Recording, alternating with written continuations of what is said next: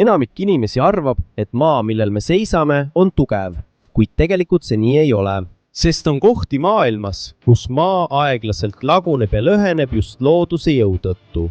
On ka mägesid, kus maa juba jaguneb. On ka kõrbeid, mis äkitselt avanevad ja neelavad terveid kogukondi. On ka jääd maailma tippudes, mis praguleb liikumisel ja võib iga hetk alla kukkuda. Meie jalgade all tegutseb vaikselt, kuid võimas jõud, mis tekitab pragusid, mis on sama pikad kui linnad ja sama sügavad kui kuristikud. Aga kus need kohad asuvad? Selles videos räägime 15 kohast maailmas, mida maa aeglaselt neelab. Aga enne seda palun pange like. See on meie sisuloojate jaoks väga suur asi. Aitäh ja alustame nüüd. Number 15. Põrguauk. Lakkamatu tuli Türkmenistani kõrbes. Kujuta ette, et seisad hiiglasliku augu serval, mis leegitseb ja tundub, et kuumus ei lõpe kunagi. Nii võimas on see, et inimesed on seda hakanud kutsuma põrguauguks ja see pole lihtsalt väljamõeldis. See on päris koht, mis asub Türkmenistani Karakumi kõrbe keskel. Selle nimi on Darvaza gaasikraater. Kõik algas aastal 1971, kui Nõukogude teadlased puurima hakkasid, et otsida maagaasi. Aga nad ei osanud oodata, et maa nende masina all äkitselt kokku variseb ja tekib ligi 70 meetri laiune auk. Kuna kardeti, et mürgine gaas võib levida, otsustati see süüdata, arvates, et see põleb vaid mõned nädalad. Kuid üllatav on see, praeguseks on möödunud üle 50 aasta, kuid tuli põleb endiselt. See on tuli, mis ei kustu kunagi. See leegitseb ööd ja päevad ning selle valgust on näha isegi kaugelt. Kuumus on nii tugev, et tunned leeki juba enne, kui oled lähedale jõudnud. Seepärast pole ime, et kohalikud kutsuvad seda põrgu väravateks. Kuid see pole lihtsalt haruldane vaatepilt. Teadlased kasutavad seda ka selleks, et uurida tule mõju maagaasi väljadele. Erinevatest riikidest pärit eksperdid lähenevad selle kraatrile, kandes kuumakindlaid ülikondi ja kasutades spetsiaalseid seadmeid, et mõõta pinnase ja gaasi koostist. Koht muutus veelgi huvitavamaks, kui avastati, et mõned mikroobid suudavad kraatri ümbruses ellu jääda. Jah, isegi nii kuumas ja ohtlikus keskkonnas. Seetõttu sai see inspiratsiooniks astrobioloogia uuringutele ehk sellele, kuidas organismid võiksid ellu jääda äärmuslikes tingimustes nagu teistel planeetidel. Piisab vaid ühest pilgust selle leegitsevasse kraatrisse ja sa ei unusta seda kunagi elu jooksul. See on meeldetuletus, et maailm, millel me kõnnime, peedab saladusi, mida me isegi praegu veel täielikult ei mõista. Number 14. Maalõhe ehk hiiglaslik pragu kõrbes. Keset kuiva ja vaikset Kesk-Oregoni kõrbe on maas üks lõhe, justkui oleks hiiglaslik käsi maailma rebinud.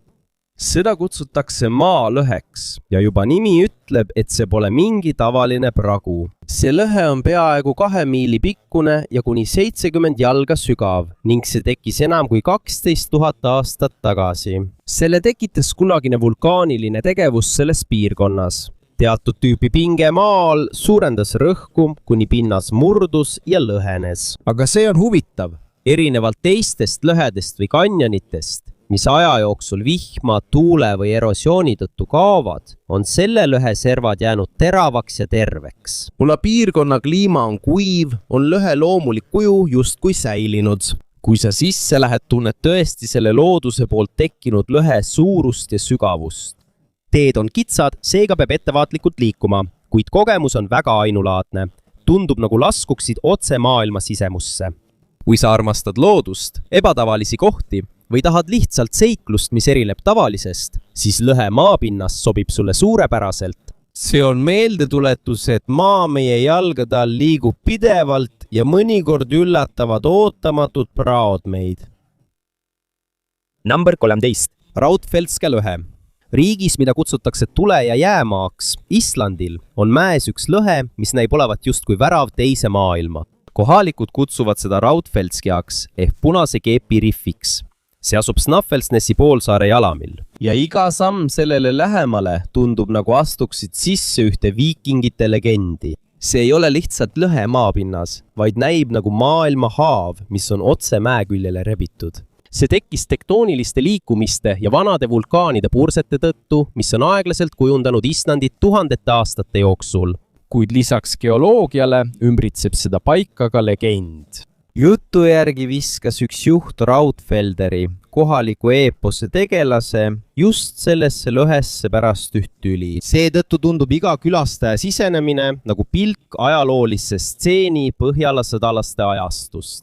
Lõhe sees on tee kitsas ja päikesevalgus vaevu pääseb sisse. Vesi tilgub ülalt pragudest, samal ajal kui paksud samblad katavad seinu. See on nagu looduse katedraal. Vaikne, müstiline ja püha tunne valitseb. Mida sügavamale lähed, seda keerulisemaks muutub kõndimine. Mõned kivid tuleb ronides ületada. On väikseid ojasid, millest tuleb üle minna, kuid vaev tasub end ära. Mõnest praos seespool näed, kuidas kiviseinad raamivad vaadet väljapoole. Mäed, pilved ja rohumaad. Ja talvel kaunistavad lõhet jää ja lumi. See näeb välja nagu stseen muinasjutust. Suvel voolab sulavesi ja moodustab väikseid jugasid. Igal aastaajal on vaade erinev.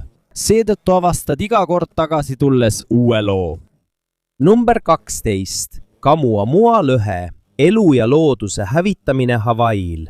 Hawaii saare rohelises metsas on koht, kus näed ise maailma elu ja surma korraga. See on Kamuamua. Paik, kus maa sõna otseses mõttes avaneb, leegitseb ja loob maailma uue kuju. Aastal 2011 purskas ootamatult maa Kilauea vulkaani idarifti vööndis. Laava paiskus välja, maa avanes mitmes kohas ja endine metsarada muutus tulipunaseks tulekõrbeks. Siinsed praod on pikad, ulatudes mitme kilomeetrini ja igaüks neist on tõend maailma pidevast muutumisest.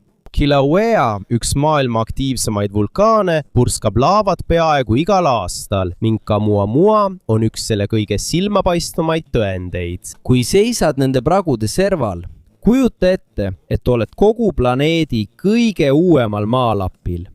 Iga toll mulda su jalga all on peaaegu äsja tekkinud. See on vaid mõne aasta vanune. See on ka meeldetuletus, et isegi kui loodus on ilus ja rahulik, on tal jõud hävitada ja uuesti luua. Ja Kamuamuas näed sa looduse kahte palet, plahvatuse karjet ja uue alguse vaikust. Tator Hillsi lõhed. Kanada Badlandsi salajased praod. Alberta, Kanada avarate tasandike keskel on paik, mille loodus justkui õmbles pragudega. See on Tator Hills. See pole nii kuulus kui vulkaanid või kanjonid, kuid siin nähtavad lõhed on piisavad, et imetleda looduse võimekust. Seda ei loonud ei laava ega maavärinad, vaid vesi, tuul ja aeg. Miljonite aastate jooksul on vihm ja tuul aeglaselt vorminud selle piirkonna savirikast pinnast. Kui maa kuivab, tõmbub see kokku. Kui see jälle märjaks saab, paisub see. See kordub ikka ja jälle, kuni maa praguneb. Nii tekivadki lõhed, mis on vahel nii laiad, et võivad neelata terve puu. Talve saabudes need lõhed sulguvad. Kui on palav, avanevad need taas. Neil pole kindlat kuju. Seetõttu on Tator Hillsil kõndimine nagu elava mõistatuse sees kõndimine. Olles osa Kanada Badlandsist, võib siin näha ka Hoodoo kivimoodustisi ja setekivimite kihte. Siit leitakse sageli ka fossiile, muistsete merede ja jõgede loomade jäänuseid, mis kunagi seda paika kattisid. Geoloogia või fossiilide otsimise huvilistele on see nagu oleksid laps loodusmuuseumis. Külaliste jaoks on Tator Hills ainulaadne seiklus. Vaikne, kuid täis saladusi. Iga pragu siin on justkui maailma haav ja iga samm on justkui rännak planeedi minevikku. Number 10. Ida-Aafrika riftilehe jagab Aafrika mandri. Ida-Aafrika avaratel tasandikel toimub aeglaselt tohutu muutus. Ja see toimub meie silme all. See ei ole lihtsalt lõhe maapinnas, vaid see on terve mandri sõna otseses mõttes kaheks jagamine. See on Ida-Aafrika riftilõhe, väga pikk lõhe maapinnas, mis ulatub Jordani orust Lähis-Idas kuni Mosambiigini Aafrika lõunaosas. Selle pikkus on üle 3000 miili ja see on üks kõige aktiivsemaid riftilõhesüsteeme kogu maailmas. See riftilõhe tekkis seetõttu, et kaks Aafrika tektoonilist plaati, Somaalia plaat ja Nuubia plaat, liiguvad teineteisest eemale. Selle protsessi väga pika aja jooksul avaneb maa aeglaselt, just kui maailm avaks järk-järgult uue lehekülje ajaloos. teadlaste sõnul võib umbes 10 miljoni aasta pärast Aafrika tõepoolest 2 jaguneda ja nende vahele tekib uus ookean. Kuid see ei mõjuta ainult geograafiat. Ida-Aafrika riftilõhes tekivad ka vulkaanid, voolab laavat ja kujunevad sellised maastikud nagu Etioopia kõrgustik. Siit on leitud ka mõned kõige olulisemad muistsete inimeste fossiilid. Seetõttu nimetatakse seda ka inimkonna hälliks. Kui sa kõnnid sellel maal, tundub nagu läheksid tagasi inimkonna algusesse. Siin on loodus sõna otseses mõttes ajaloo sisse raiunud ja muutused jätkuvad tänaseni. Number 9. Kerakpolten, Norra taevas rippuv kivi. Norra kaunite fjordide keskel on üks ainulaadne kivi, mis on saanud looduse junguse ja ilu sümboliks. See on Kerakpolten. Hiiglaslik kivi, mis on kiilutud 2 kalju vahele ja ripub peaaegu kilomeetri kõrgusel maapinnast. Kujuta ette, kivi, mis näib olevat meelega 2 kalju vahele asetatud. Tegelikult tekkis see aga 10 000 aastat tagasi. Kui liustikud hakkasid pärast viimast jääaega aeglaselt taanduma, jäi see kivi täiuslikult 2 kalju vahele kinni, selle asemel, et alla kukkuda. Kivi maht on umbes 5 kuupmeetrit. Ja kuigi selle all pole mingit tuge, püsib see endiselt paigal, justkui hõljuks õhus. Siia jõudmine pole lihtne, pead ronima järskudel mägedel, ületama kiviseid alasid ja mõnikord isegi ületama rippsilda. Aga iga samm on seda väärt, sest kui vaade avaneb, näed kogu Norrat oma jalgade all. Ja julgematele on võimalik astuda otse kivile. Üks vale samm ja ees ootab kuristik. Aga nende jaoks, kes sinna astuvad, on see väidetavalt kõige erutavam tunne. Tundub nagu oleksid taeva ja maa vahel. Number 8. Forcewell, Oregoni merd alla neelav paik. Lähme tagasi Oregoni, kus on üks mereauk, mis näib endasse imavat kogu ookeani. Seda nimetatakse Torswelliks, tuntud ka kui Vaikse ookeani äravoolutoru. Kaugelt vaadates tundub see nagu tavaline laine. Aga kui lähemale minna, näed, et kivis on justkui lõputu auk, kuhu merevesi voolab, purskab üles ja siis äkitselt imetakse alla. Ikka ja jälle, justkui lõputult. See asub Cape Perpetua lähedal Oregoni rannikul. Ekspertide sõnul oli see kunagi merikoobas, mis varises kokku pideva lainete rünnaku tõttu.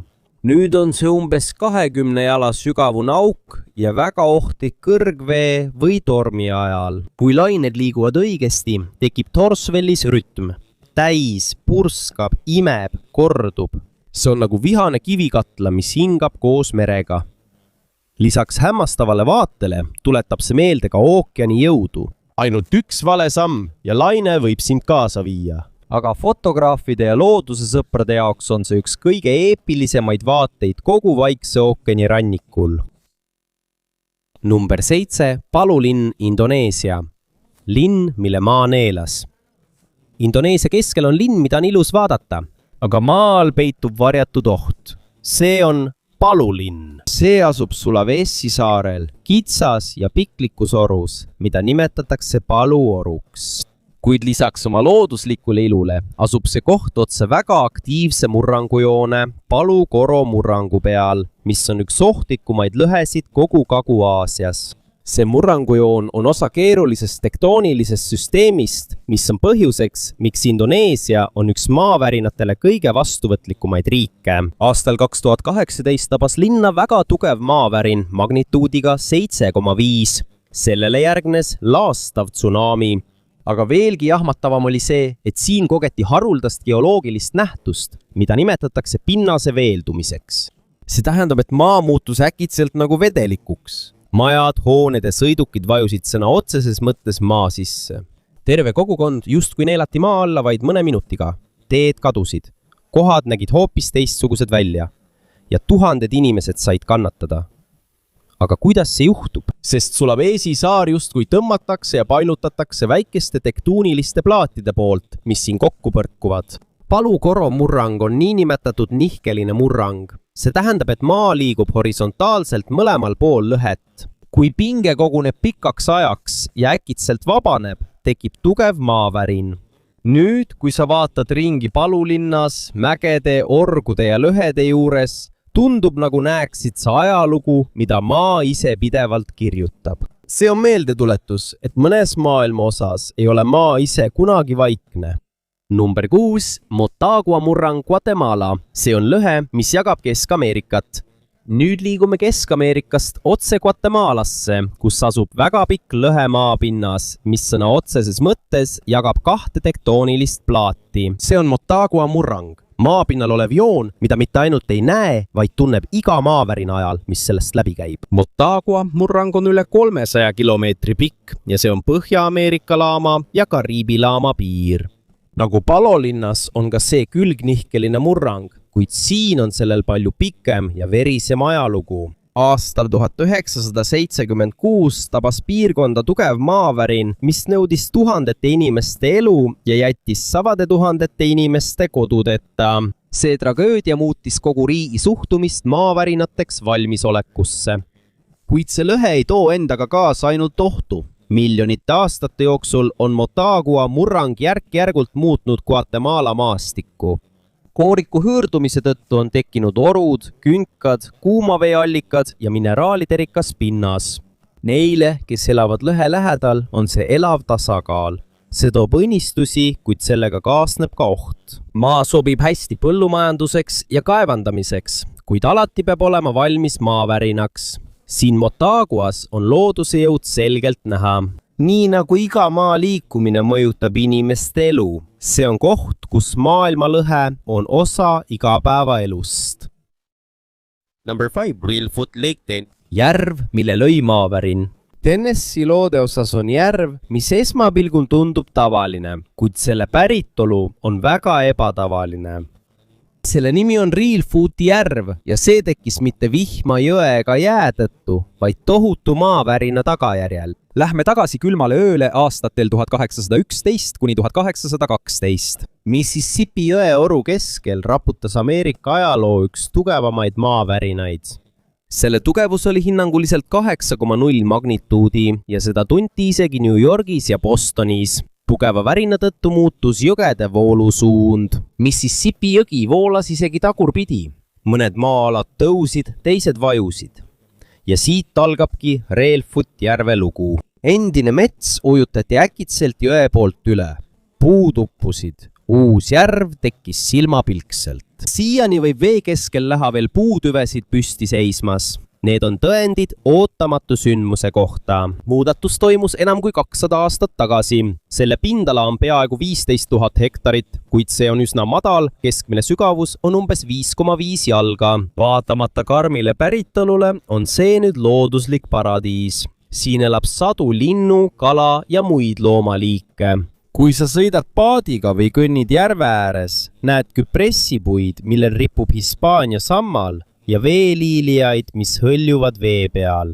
Vaikne, ilus, nagu stseen filmist, kuid selle rahu taga peitub tume lugu. See on meeldetuletus, et isegi kaose keskel suudab loodus luua uue alguse. Ilu, mis on sündinud tragöödiast. Number 4. Valle de Molini, Itaalia. Lõuna-Itaalias asub üks org, mis näeb välja nagu otse vanast legendist. Valle de Molini ehk veskiorg. Aga see pole lihtsalt ilus vaatepilt. Tegelikult on see ka looduslik lõhe maapinnas, mis on täis ajalugu ja mida loodus on aeglaselt tagasi võtnud. Rohkem kui 35 000 aastat tagasi purskasid Campi Flegrei ja Vesuviuse ümbruses vulkaanid. Üks tulemustest oli selle oru sügavus. Kuid sellega selle kuju veel ei piirdunud. Väike, kuid pidev oja uuristas aegamisi ja süvendas selle lõhe sügavust ja ilu. 20. sajandi alguses oli see vilgas tööstuspiirkond. Paljusid nisujahvatusveskeid ja muid seadmeid käitas looduslik veevoog. Kujuta ette, et oled kitsas ja sügavas orus, mida ümbritsevad vanaaegsed hooned, mis töötavad oja jõul. Aga hiljem jätsid inimesed selle koha maha. Ja nagu mujalgi maailmas, tuli loodus aeglaselt tagasi. Vanad müürid on nüüd kaetud ronitaimede, sammalde ja rohuga.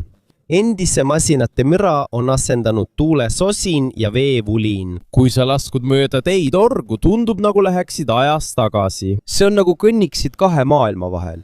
Ühe, mille on loonud inimene ja teise, mille on loodus taaselustanud. See on meeldetuletus, kui osav on loodus end taastama. ja kuidas isegi kõige tugevamad inimeste loodud asjad jäävad ajale ja loodusele alla.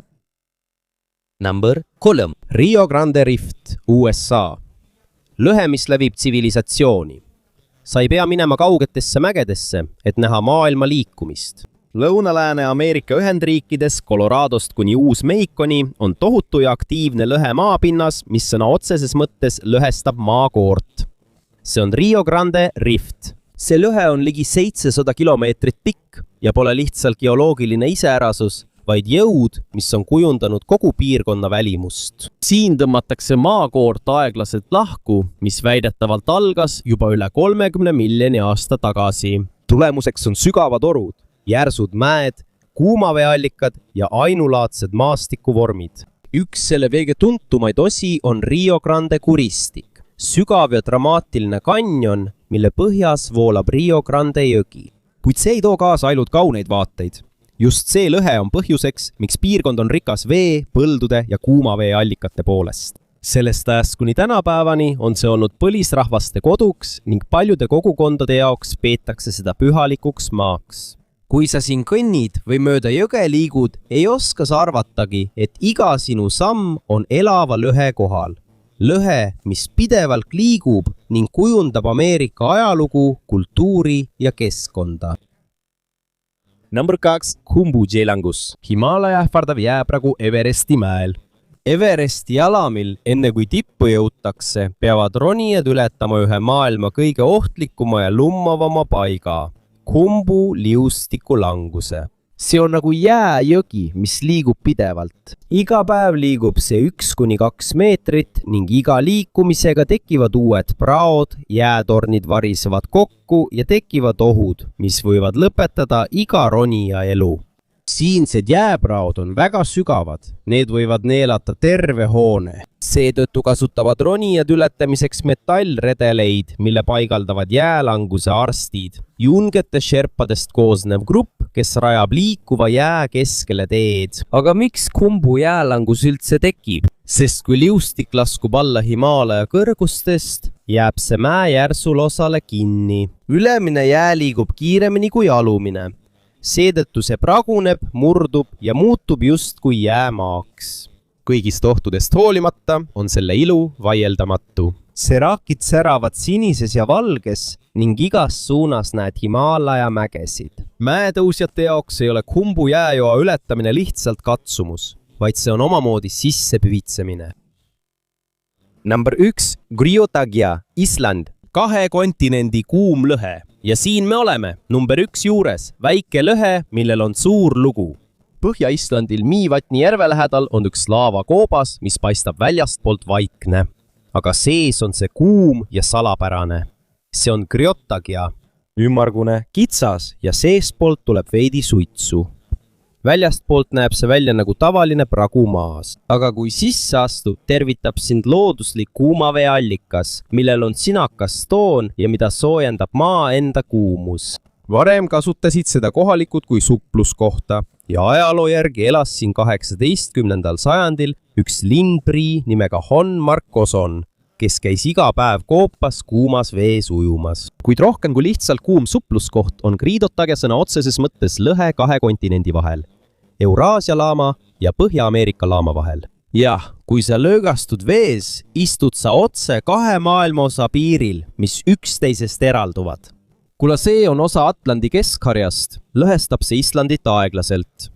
Ja sellistes kohtades nagu Griotagia näed sa ise tulemusi, uusi pragusid, liikuvat maad ja kuuma vett, mis tõuseb maa sügavustest aurula üles. Hoolimata sellest, et see on troonide mängu võttepaik, ei ole tõeline draama väljamõeldis, vaid hoopis planeedi enda liikumine sinu jalgade all.